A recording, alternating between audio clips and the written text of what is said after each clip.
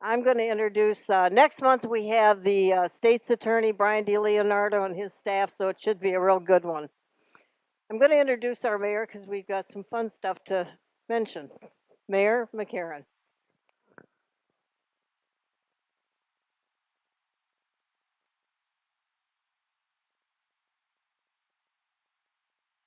Morning, everyone. It's a bright and sunny day here in Taneytown for many reasons. Uh, it's good to be out of the rain belt for a while, but it's really exciting times. You know, Nancy and Mayor Pro Tem Diane Foster and I attended the Carroll Business thing last night down at the Arts Center, where I'm sure you're familiar. Where is that better? All right, I'll talk right in. This is a new system. I got to get used to it. I say Carol at the Carol Business Expo. What is it called? Expo? Challenge. That's what it is. Challenge. Carol Business Challenge, sponsored by the Chamber of Commerce, was held last night, and the awards were given to the five finalists. There were 24 people who applied, startup businesses, for a prize of $5,000 plus added benefits to total over $20,000. And we had two contestants or finalists from out of those 24 um, from Taneytown, and we were very pleased with that. Our new flower shop on Main Street, Floral Fetus, was a finalist, and a new microbrewery coming to town, Brewery Fire, will was also a finalist. And as it turned out, the winner, the overall winner of the five finalists, was Brewery Fire. So they're a new business that will be coming to town. In fact, they're going to be located right in this facility. They're going to occupy the Curves facility at the end of the building and have access to the rest of the um, building too. So I'm really excited about that happening.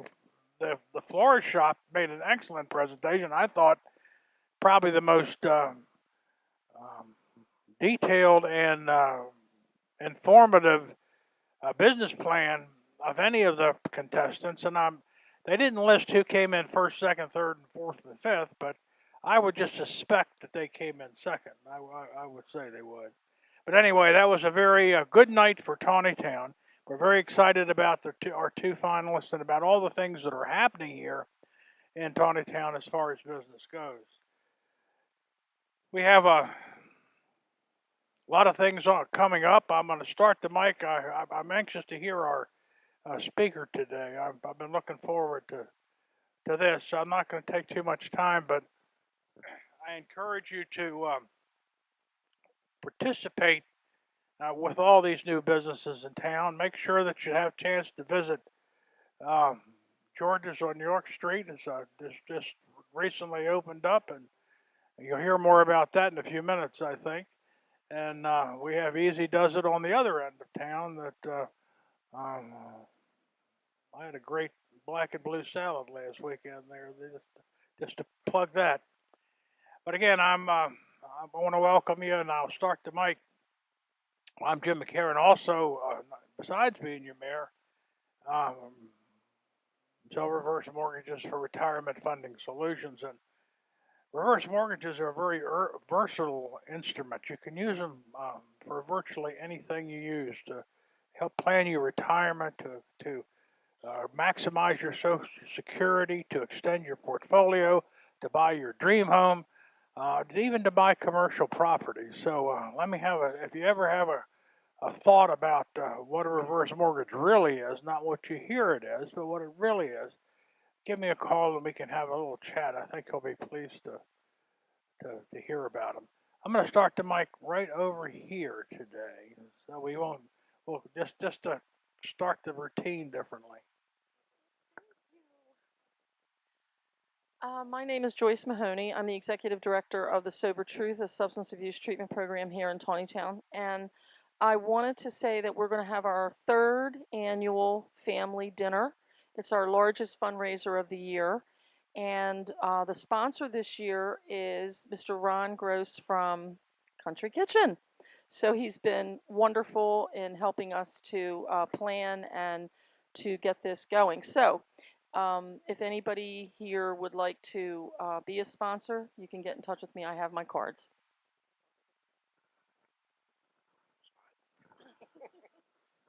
Good morning, everybody. Pat, First Step Home Inspection, your one-stop shop for all your inspection needs. We handle everything from your radon testing to your water testing, your basic home maintenance inspections, which should be done either annually or biannually.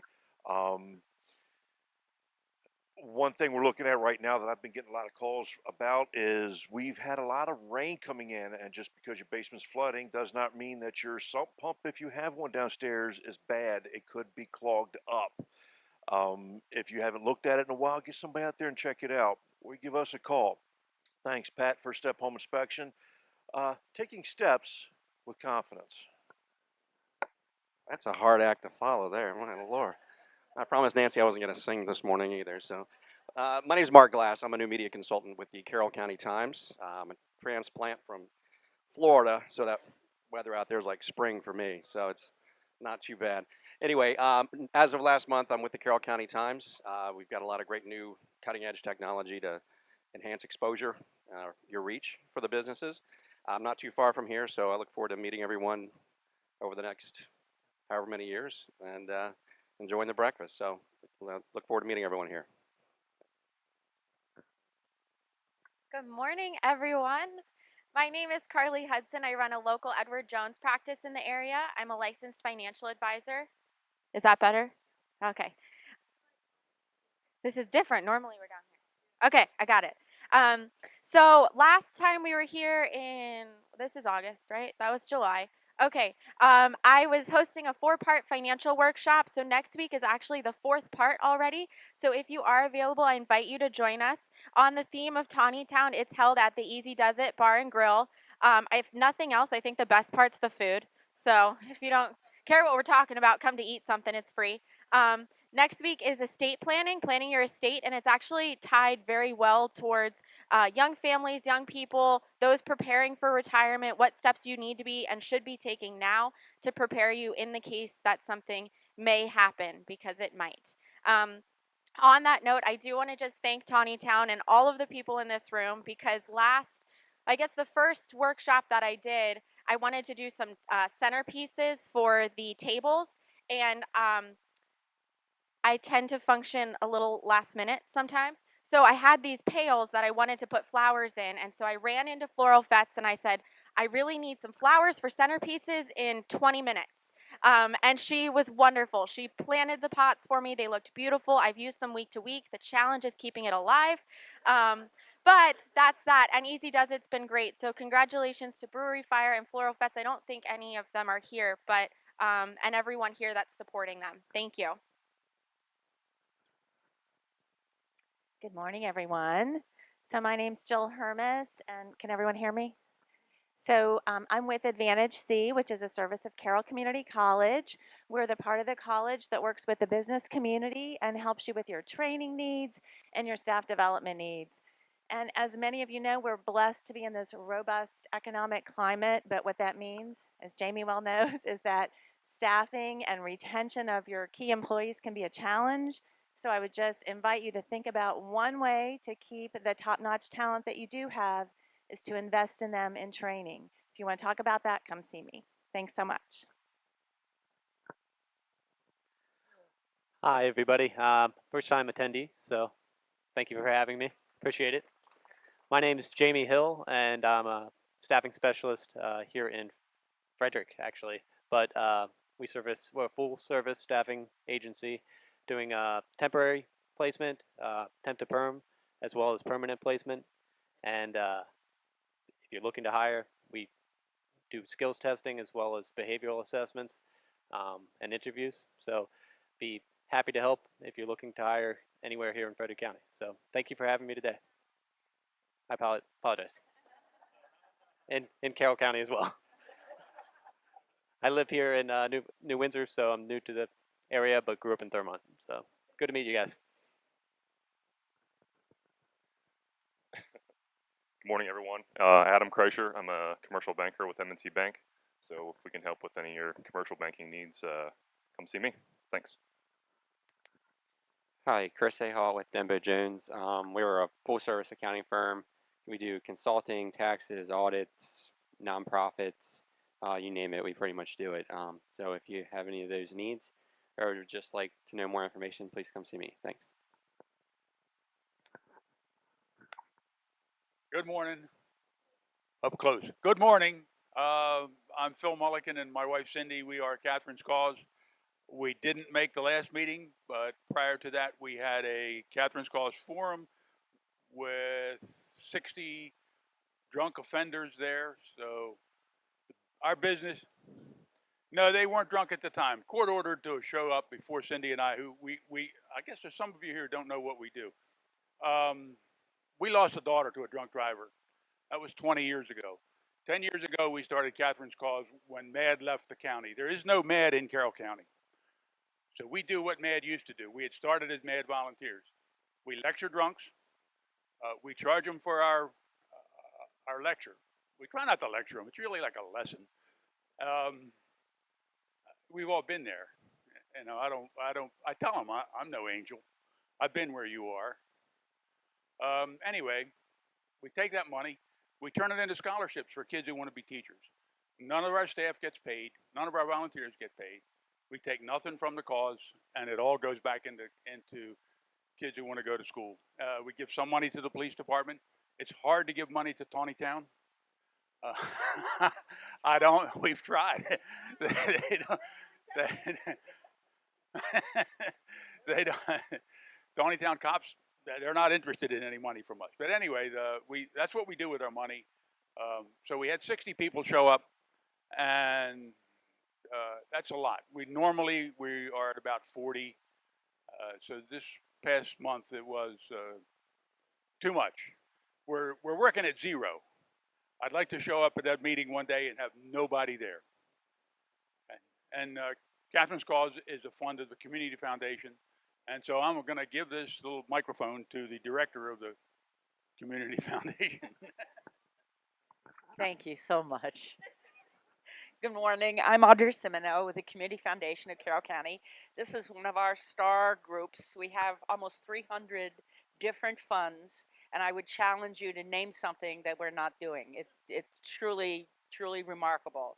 And I really, you know, I was the founding director. Somebody came to my door when I was a banker and said, I got the money if you want to go do it. So that's what we did. And 25 years, which is I think what I'll talk about today, in November we start our 25th year. We're at $6.5 million, 300 funds. We've put almost $50 million into this community without any federal money, without any state, a little bit of state money. We have some of the recs and parks and beautification for Main Street, that kind of thing. But as I say, it comes in the front door, goes out the back door. But they need a vehicle to, you know, to run that. So we act like that. Today is going to be a great day. I have this meeting this morning, 10 o'clock. My auditor comes in, who loves me, by the way. I'm very happy to say that. And then at 1 o'clock, I have two of our other funds coming in because I'm going to talk to them about a dental clinic that they are interested in doing, and I have the dental clinic to do it. You know, sometimes things just happen that, you know, you have a marriage of things. And then two other meetings today, sad deaths, but they were all musicians, and we're going to start up two new funds today to give budding musicians music lessons. I mean, who gets a chance to do stuff like this? So I know I don't tell my board of directors, but I do it for nothing if I could afford it. I mean, it's it's so much fun. And if somebody had told me 25 years ago I'd end my career doing this, I would have told them I'm not qualified to do that. What do I know about running a community foundation? Turns out I do. So I can't help it. Is this thing work? Yeah, it works. My name's Steve Van Scoik. I'm here from the Taneytown Chamber of Commerce, also the Taneytown Lions Club.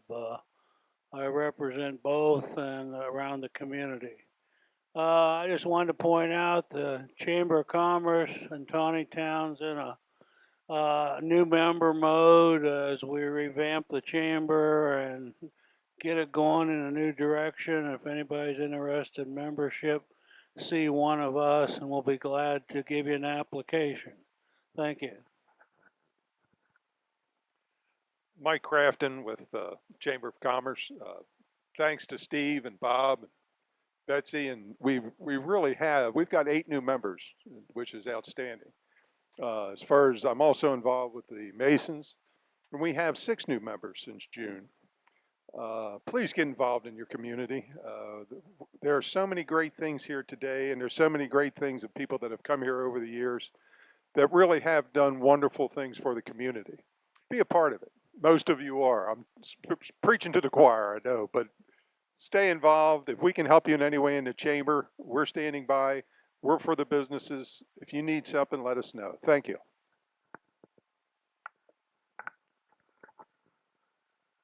Scott Graff, Carroll County Department of Public Works.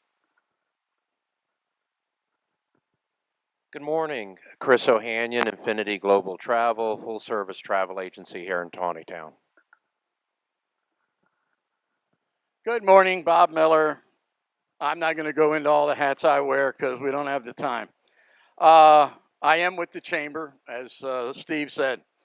On your table, there's a flyer about an antique tractor, truck, and car show. It's at my church down here on Old Taneytown Road near Tyrone. It's next Saturday, the 18th. And if you have absolutely no interest in any of the vehicles, we have food, we have baked goods, and we have peach sundaes. So come for the food and look at the cars. Also, this is the first business breakfast for the 10th annual Barnyard Bingo.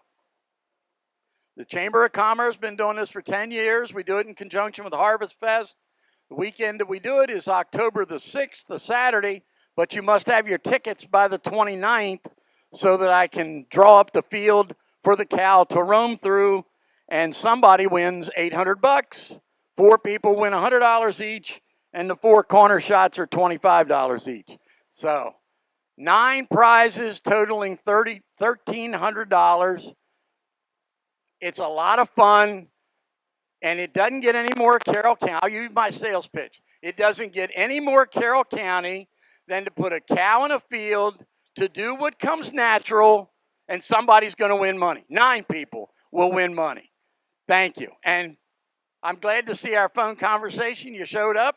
Very good. I told you you'd have fun. Oh, I'm sorry. Good morning, I'm Laura Balker from The Merchandiser. We can help you market your business effectively and affordably in the local community. Good morning, Diane Foster, Mayor Pro Tem, Taneytown, and I'd like to introduce you to our new video person who is Dan Dennis. Dan Dennis with the City of Taneytown. I take care of all the IT needs of first responders, public safety, elected officials, and our city office.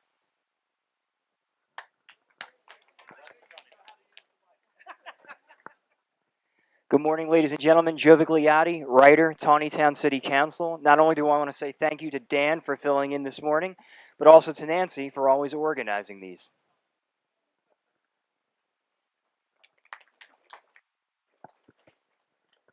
Good morning, Sharon Tillman, George's on York Bed and Breakfast, which is now open for business. We've been taking reservations. We've had our first few guests, and we're very excited to say that everything's been a success. We have a 5-star rating so far. On August 18th, from 10 a.m. to 12 noon, we're having our official grand opening with our ribbon cutting with our mayor. 10:30 is the ribbon cutting, and we'll be doing tours. We'll have some food. We just would love to see you all come out and support us and see the house. I know you've all been hearing about it, but please come and see what we've done to the Baumgartner house at 10 York Street. Good morning, Chris Tillman, Georgia's on York. Everything she just said.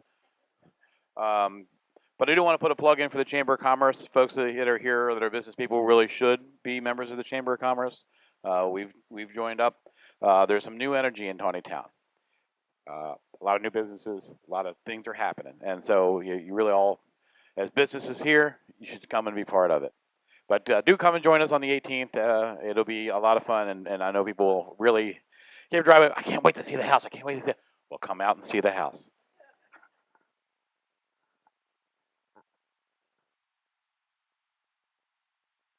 Morning, I'm Kay Betts.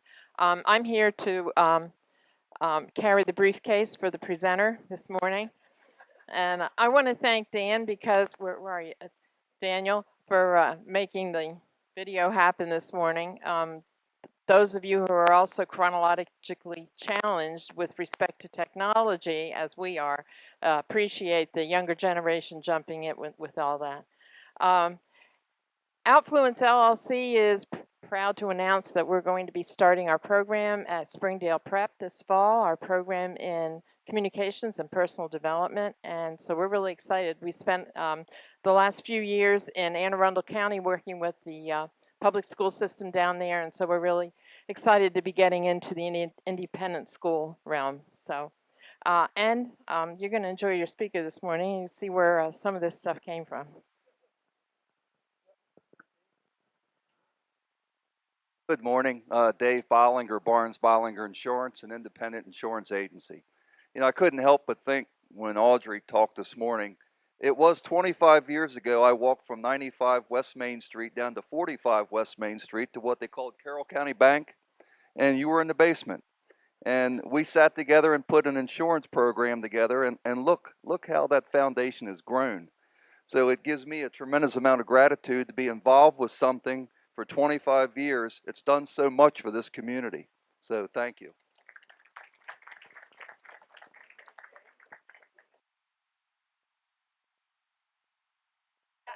Nowhere to go.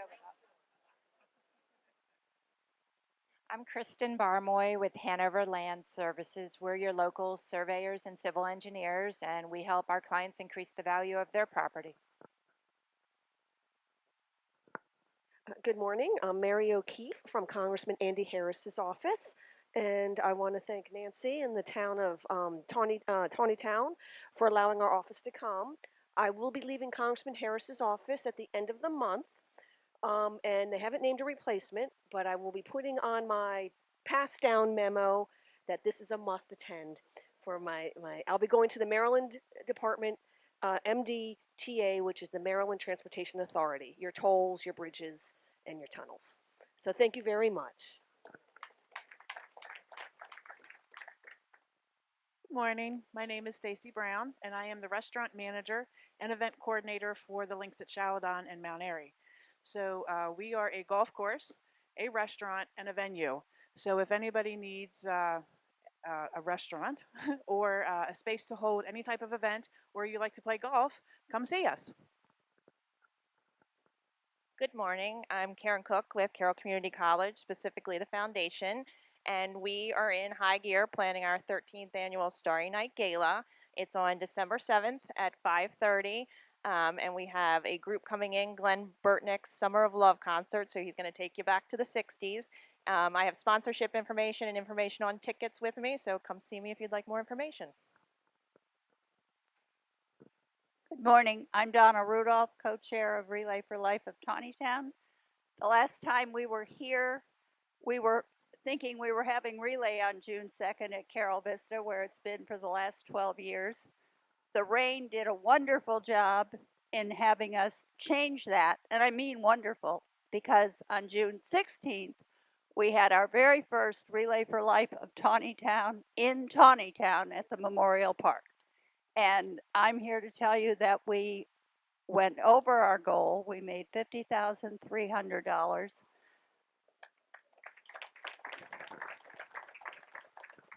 And the best news is we now have a new permanent home at the Memorial Park. So I'd like you to put June 1st, 2019 on your calendars and come out and join us at Relay in Taneytown. We have a couple of fundraisers coming up already for 2019. There will be a golf tournament at Quail Valley on September 14th. And we have a silent auction coming up in April, which we've always had, which is on April 27th. We'll be back, of course, at the first of the year to give you all kinds of more dates, I hope. And anyone who knows people who would like to get on teams for relay, please let anyone on the committee know about it. Thank you very much.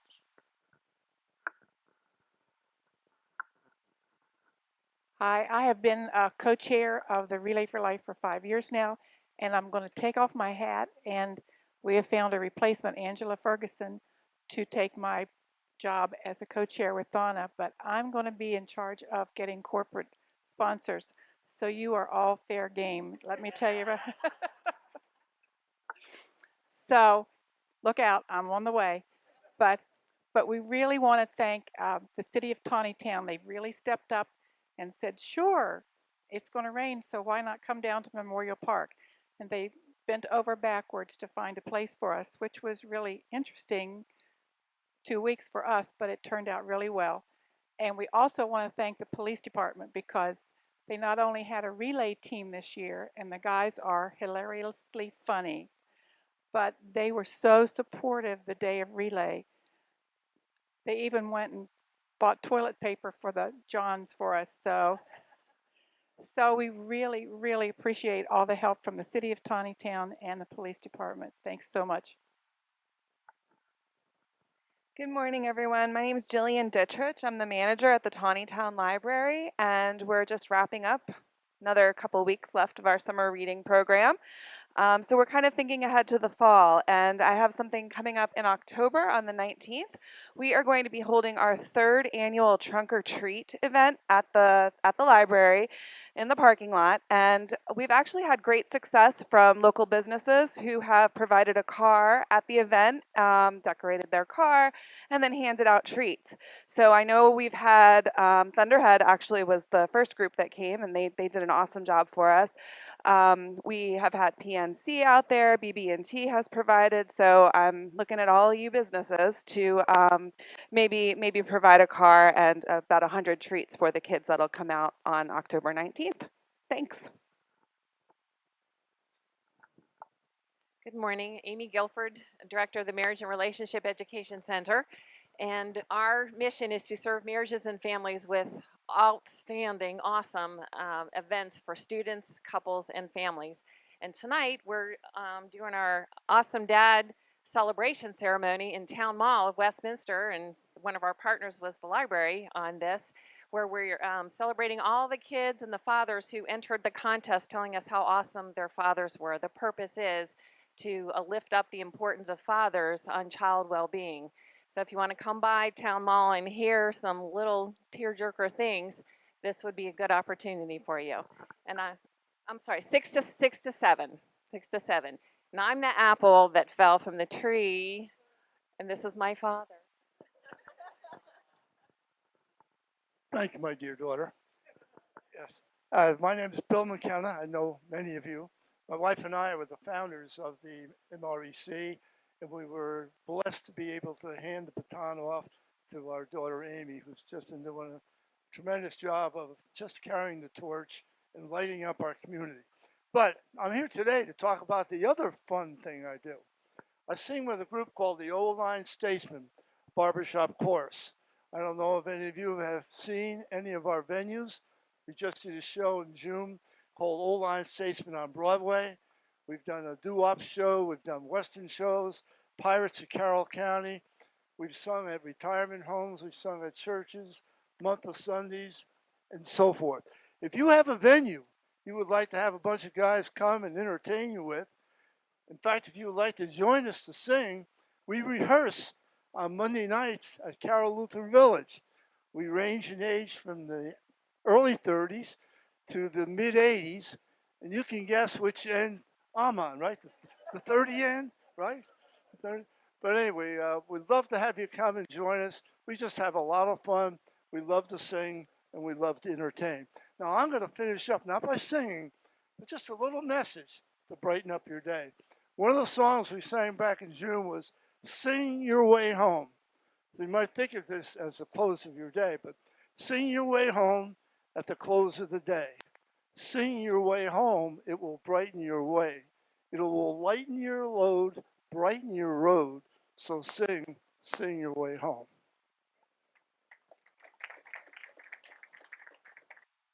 Morning. I'm definitely not going to do any singing. Yes. No, I don't know what you call it. I'm John Hale. I'm a real estate agent with Long and Foster, do residential and commercial real estate. Would welcome any such business. Been doing this a long time. Be happy to help you. More exciting for me is I recently started a new business, grew out of the real estate need of drone photography. Been licensed as a pilot to operate those and have started Hale Photo Services and doing residential and commercial real estate photography and probably some additional commercial photography. Anybody has an interest or a need in looking at the aerial photography that a drone enables, I'm looking for opportunities to get some practice in and would work with you and give you a really good deal to get something done. My name is DeQuante Thomas. I attend Silver Oak Academy in 11th grade, and I'm looking to go into the field of nursing.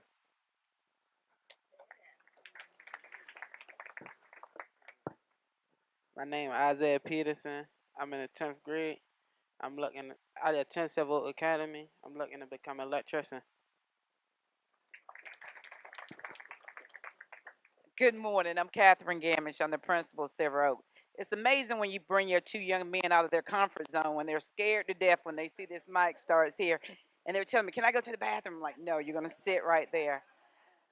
But our job is to make sure we do present opportunities to these guys. They've come from some situations in their life that they were being able to turn them over and please actually succeed in different things. We just had our graduation. We had 14 young men that graduate. Some guys went to the military. Most are enrolled in college, and they are actively employed, and that's what we do.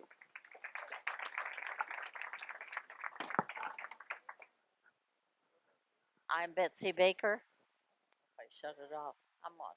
Oh, good.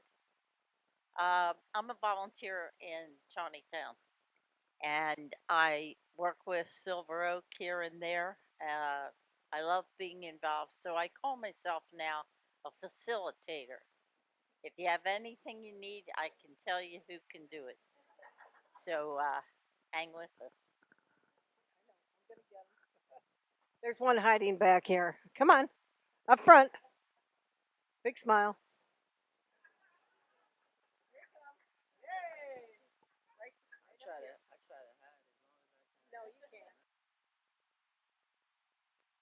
Good morning.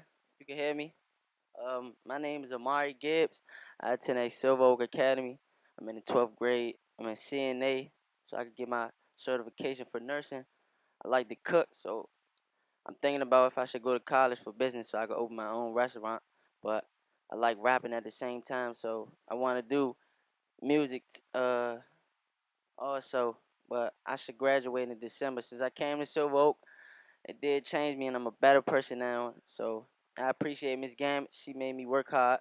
She pushed me. So thank you. Nice to meet everybody. Al, come on. Al Betts, our speaker, performing under pressure. Anybody here all chilled out? Al was a court reporter for 19 at 19. Al, I'll let him tell a little bit about himself, but he's written some books. Amazing speaker. You walk out of here with your thinking cap on. Here's Al Betts. Thank you, Nancy. Good morning, everybody.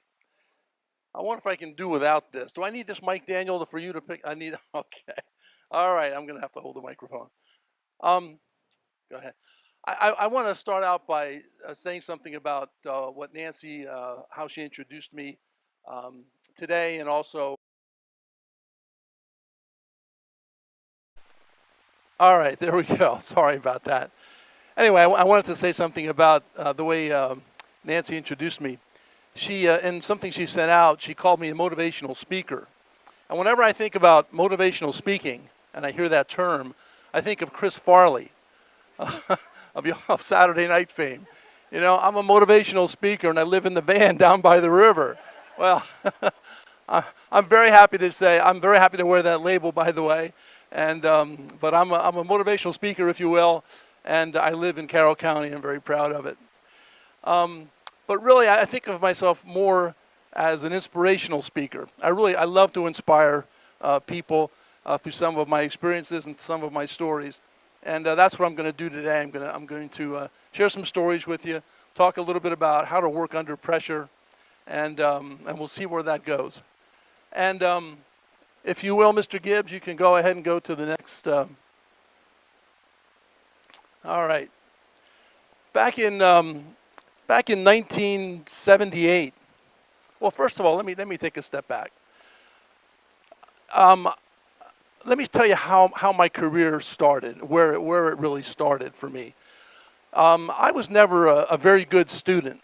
Okay, I had no interest in studying. I had no interest in reading. I had no interest in anything but sports and girls, of course. And met my wife Kay when we were in the 9th grade, and that was well over 50 years ago now. But one of the things that I discovered in the 5th grade was that I was a good speller. Okay, that was all that I could really do well. Now, I didn't think spelling was going to get me very far in life, but that was my gift. Okay, and I had a teacher in 5th grade who really, she would call on me. She knew that was the only thing that I really enjoyed, and so she would call on me and kind of build me up and keep me going. And eventually, I got to the 10th grade in high school, and a gentleman from Baltimore came to my school up in the Lehigh Valley of Pennsylvania, and he introduced court reporting to me. And I thought, hey, this is words, this is spelling. I might be able to do this. I might be able to use this spelling thing. And the rest really is history. That's really where it all started. And it started with I found my gift. And when I talk to youngsters, I talk to them about finding that gift. What is it? Why were you put here? What is the gift that you have? And I help them work their way back through their life to figure out what was it when you were a youngster that really turned you on, that really got you going, that you just loved doing. And then we start to begin the process of where can you take this now that you know. Some people don't find that gift until they're later in life, after they've had maybe a few failures, a few tough breaks, and then they begin to look back at things and they find that gift. That's why, Mr. Gibbs, I was interested to hear what you had to say about the things that you really like and that you are gifted with. So you're heading in the right direction. But in 1978, I was contacted by the federal government and asked whether I would be willing to participate in a case coming up. It was arguably the most significant case really in the history of business, because it was the case of the United States of America versus AT&T, and it was the divestiture trial. If you know about divestiture, if you've heard that term before, AT&T had a monopoly on telecommunications back at that time, and there were on the sidelines a lot of companies who were waiting to get into the telecommunications field. They had all kinds of wonderful ideas and no place to go with them because they were locked out. And so this trial back in 1978, it actually started in 1980, was all about ending that monopoly. And I wasn't even 30 years old yet when this opportunity came to my company. And for the next 2 years, we were involved in that trial. We produced over 25,000 pages of transcript, which the attorneys relied on every single day for what was to come in court that next day. And because of the reputation and the visibility that we gained in that trial, over the next 30 years, our company lived on that trial and what came after it. We did a lot of amazing cases in the last 30 years. I'll mention some of them as we go on. But that's where really my interest, my passion for performing under pressure really came from. That's where I learned about performing under pressure. I watched some very high-level executives, the best lawyers that money could buy anywhere, performing every day, day after day, and I watched them. Most of them did very well. Some of them did not do very well, and I learned from all of it. And through the next 30 years, I learned more as time went on. And I didn't always perform well under pressure, just like everybody else in this room. We learn through our life's experiences. I failed a few times. But one thing I found through all that failure early on was that other professionals who I was working with supported me because they were there at one time too, right? They all started somewhere and they failed, and they always reacted well to me. They supported me. And so that, of course, kept me going and kept me trying again. So this has been an interesting process. And sometimes when we fail, we reach for the cookies, right? And we just have to have a bag of cookies to get us through the day. But hopefully that doesn't happen too often to us. We're surrounded by moments of high pressure throughout our entire day. No matter what it is that we do, there's going to be pressure, whether it's societal pressure, family pressure, business pressure, career pressure, whatever it is, we're feeling it every day. I'm sure some of you felt some pressure this morning when that alarm clock went off and you knew you had to be here. And maybe you're a person who is a little shy when it comes to meeting new people. And you hear the word networking and it's like, oh my God, do I want to get up? Do I want to go? Do I really want to go? But you get dressed, you put your shoes on, you walk out the door and you come here and you be courageous about it and you do what you need to do. Mr. Gibbs, if you could do the next one, please. There's two pictures up there on the screen. The gentleman on the left, you might recognize. Anybody know who that is? It's a little far away. That's Kramer. Remember Kramer from Seinfeld, Michael Richards. Well, what you might not know about Michael Richards was after the show was off the air, he went back to doing his stand-up comedy. And he was performing one evening, and some hecklers were bothering him. And, that's nothing unusual for a stand-up comedian, right, to be heckled. And he didn't respond very well to it. In fact, he had a very vulgar response to it. And the media was aware of what happened. And it was not very good for him.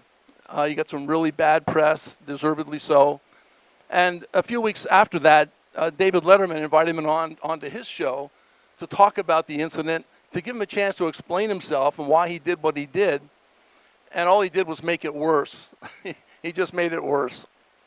And it was like, I think about 13 years ago now. And I don't know about you, but I have not seen him on television since then. I have not seen him anywhere. And he basically ruined his life by not performing under pressure, by not maintaining his emotions, and by just responding in an awful way. The guy down on the bottom right you can't really see him very well, but that's Anthony Scaramucci, the Mooch. We all remember Anthony Scaramucci. He has the record, I think, for the least time spent as the White House communications director. I think it was 10 days or something. And he was just as bad as Michael Richards was. His language was terrible, and he lost his job. And I haven't seen him a whole lot lately, although he's starting to make his comeback. And he handled it a little bit better than Michael Richards did. So we all fail. It just depends on how we handle it, whether we're going to recover from it or not.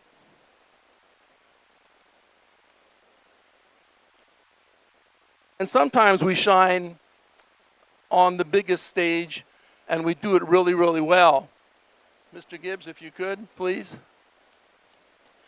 Now, this is first astronaut landed on the, wait a minute. What's that in the background? Were there any other people on the moon when Neil Armstrong landed? I don't think so. Looks like a streaker. I don't know how that got in there, but Nancy, did you do that when I wasn't looking? Where's Nancy?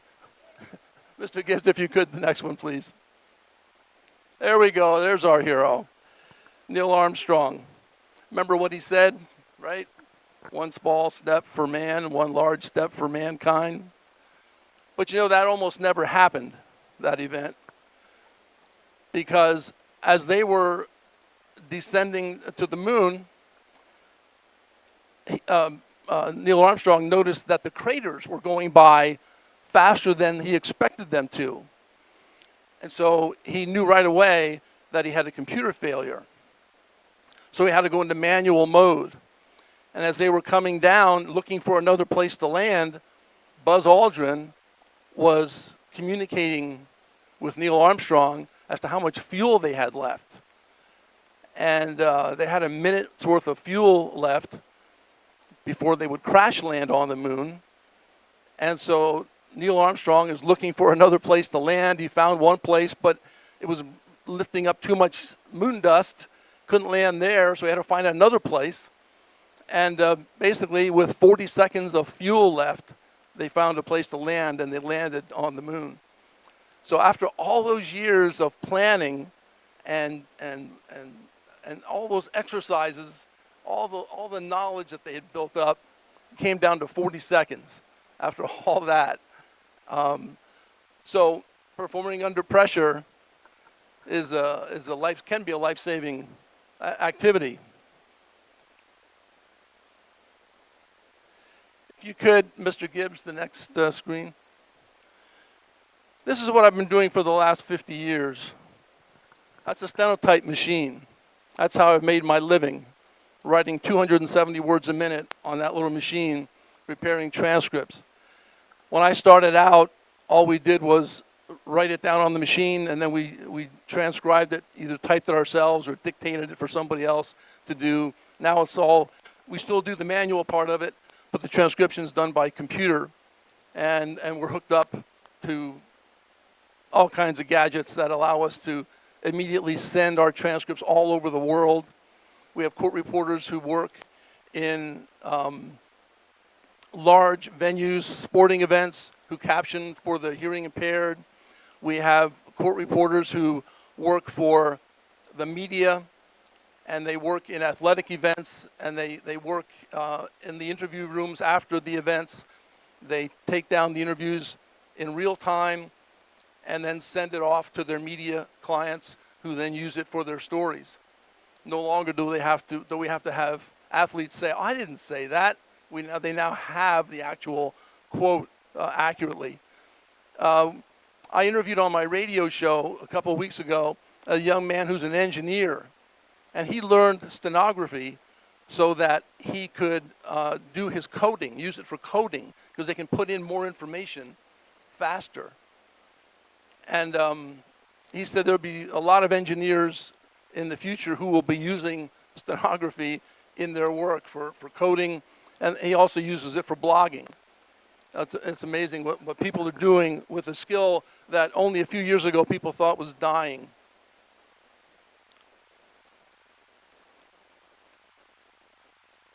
If you could, Mr. Gibbs, do one more. This is President Reagan, moments before he was shot back in the 1980s. I guess a couple of months or so later, the attempted assassin, John Hinckley Jr., was brought into the courtroom in Washington, D.C. for his arraignment. Up to that point, nobody had really seen him. He was whisked away very quickly, and there really weren't very many pictures of him. Nobody knew much about this guy. So when he was brought into the courtroom that day, I was the court reporter sitting as close as this young lady is to me now. And when they brought him in, the U.S. Marshals brought him in, he was, of course, in handcuffs. His ankles were shackled, and he was surrounded by United States Marshals. And they brought him in, and when I expected to see him for the first time, I expected to see a kind of a rough-looking character, somebody, at least with a mean face, right? And I always tell people the first time I saw him, I looked him in the eye, and he looked like Bambi. Remember Bambi? And now I don't know whether that was because they had him so drugged up at that point that that was what was left, or if he really was that mentally disabled that that was really who he was. And I think it was probably the latter. He was really a sick person. And so, you know, people in pressure moments, people look pretty normal sometimes, but they don't respond well to pressure. They go off very quickly. They have a short fuse. And we see that a lot in our society today, unfortunately.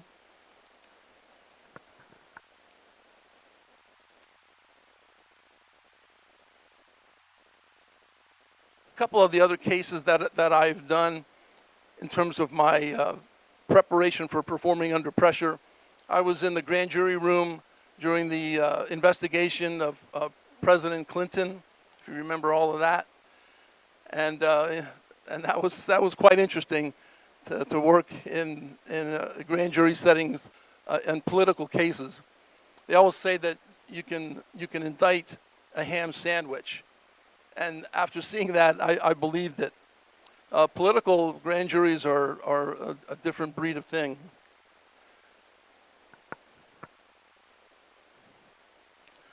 But the thing about working in that grand jury setting was I was the one person in that room responsible for making the record and keeping it accurately.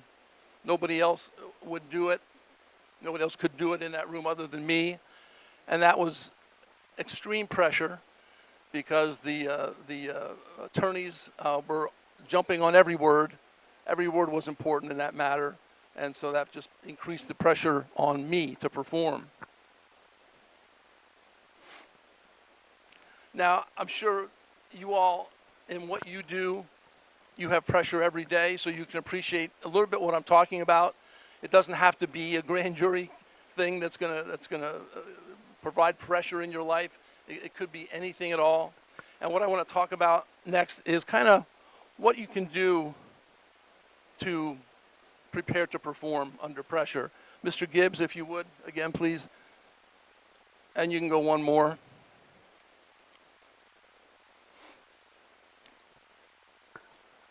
Preparation is what's needed to perform under pressure. And preparation has 4 components: tenacity, integrity, creativity, and knowledge. And you can see I kind of push knowledge over to the side there on the screen. And that's because knowledge is up to you.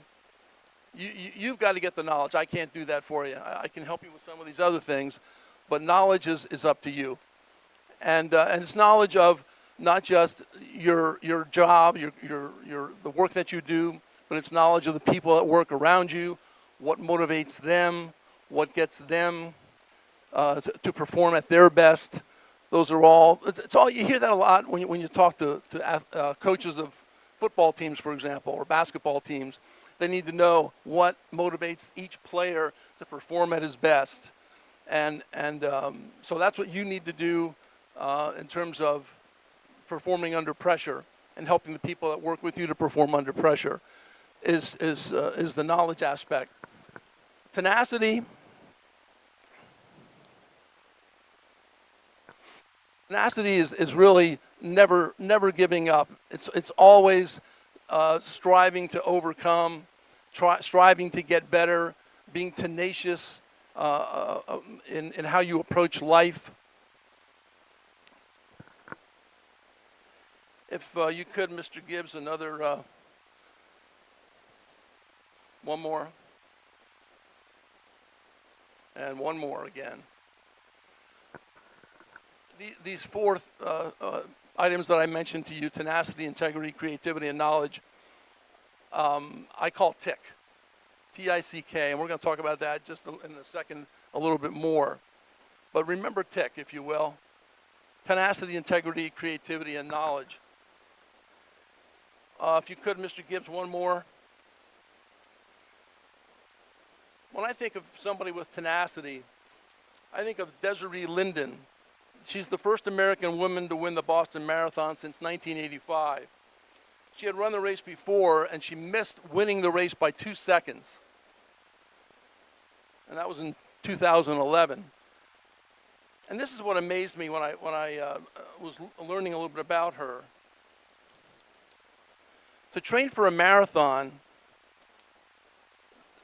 takes training for about 12 to 20 weeks before the marathon.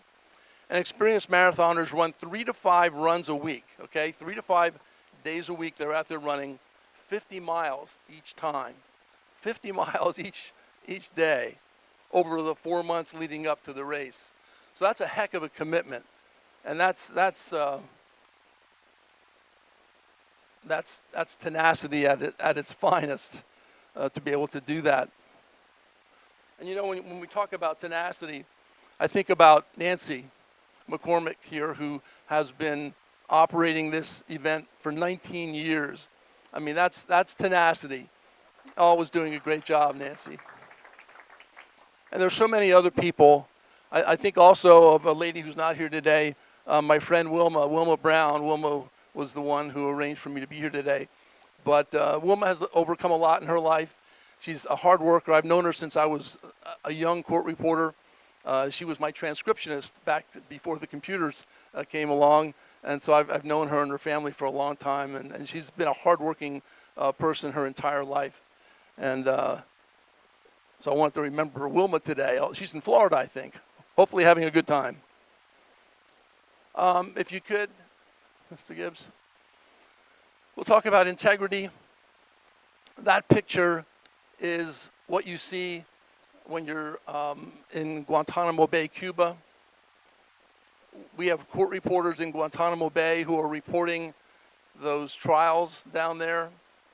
And that's an amazing group of professionals who do that work. You can imagine what they hear, not just in the severity of it, but the terminology and the names. I mean, they're incredible. But I want, in talking about integrity, I wanted to talk to you about a gentleman that I met 50 years ago. His name is Wilbur Preston. They called him Woody. And Woody was a graduate of Western Maryland College. He was one of the first lawyers I met when I began my career 50 years ago, and he's really the only one I remember from that time. He made such an impression on me. Mr. Preston was a professional in every sense of the word. Back in those days, the legal business and many others was conducted by men in suits and ties and freshly polished shoes. Woody always stood out. His clothes appeared to be the best that could be purchased. His shoes were always shined. His hair was always neatly combed. He looked like, every day I saw him, he looked like he had just come from the barber shop.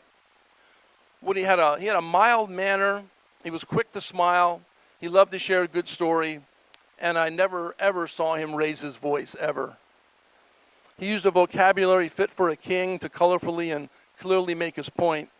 And he was highly sought after for his legal skill, but he was really beloved because he was a man of integrity. Just a wonderful human being. Another gentleman that you probably have heard of because of his recent work is John Dowd. John Dowd is one of our favorite clients.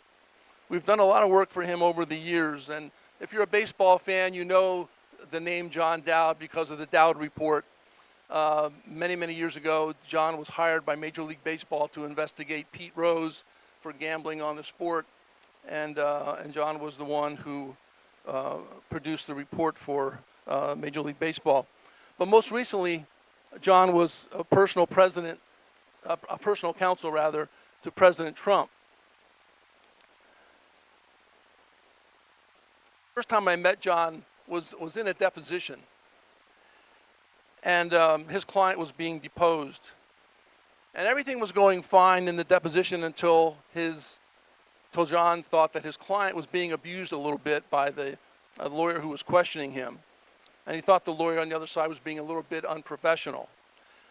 So John expressed his displeasure at what was going on, but the behavior continued. And soon John engaged with the opposing lawyer in a very aggressive tone and in language reflective of the U.S. Marine that John was. It was quite a display. But over the course of years, I've found that John Dowd is very loyal to his friends and to his clients. He's a man of high integrity whom I really respect. I've seen him interact with young Marines who need his help, and he treats them just as he would his son. The definition of integrity is the quality of being honest and having strong ethical principles. The way you and I can maintain the highest levels of integrity is by associating ourselves with people and organizations who are also of the highest integrity. Mr. Gibbs, if you could. Creativity is next on the list. And the kind of creativity that I'm talking about here is what we can do in the midst of a crisis or in the midst of a customer need, or when we're trying to write a marketing piece and we're searching for just the right word to use or the right phrase, and we're working against a deadline. We're up against it. For me, it's called distraction. And I give the problem to my subconscious mind to work on. And if I'm working at home and I need to get away, I'll go downstairs and I'll play the piano for a while. I don't play the piano very well, but I enjoy playing it for myself. And it just changes my whole mindset. Or I'll go and drive for a while through the beautiful Carroll County, just to clear the cobwebs. It resets my mood, and depending on the mood that I need, determines the kind of music that I'm going to play. Of course, I always have a notepad with me for those moments when the brilliance, if you will, arrives, right? So you can write it down. You don't want to forget it. Mr. Gibbs, if you could. Anybody know who this lady is? If I say the name Lieutenant Colonel Oliver North. Oh, wow, she said. That's Fawn Hall. Fawn Hall was a woman who was admired for her excellent fashion sense. She was the woman who was the assistant to Oliver North. Every time she was in the presence of Lieutenant Colonel North, all eyes diverted away from him and onto her to see what she was wearing, and how she styled her hair, what her jewelry was, what her dress was, what selection of shoes she was wearing that day. Now, she was called to testify against her boss in a case against Colonel North. He was indicted by the government, and she was forced to testify against him. Now, the prosecutors were well aware of how people viewed her, and they were having none of it. This was the best piece of creativity I think I've ever seen, because what they did was, on the day that she testified, they instructed her to come to court without making up her hair in any special way, just letting it drape the way it is there. She had on just a white dress, no jewelry, no makeup, no lipstick, no earrings, no fancy shoes. She just wanted, the prosecution just wanted the jury to see her and focus on her testimony, not on her glamour. I mean, it was a brilliant strategy, I thought, and it took away all of the pressure, really, and it's a great example of creativity.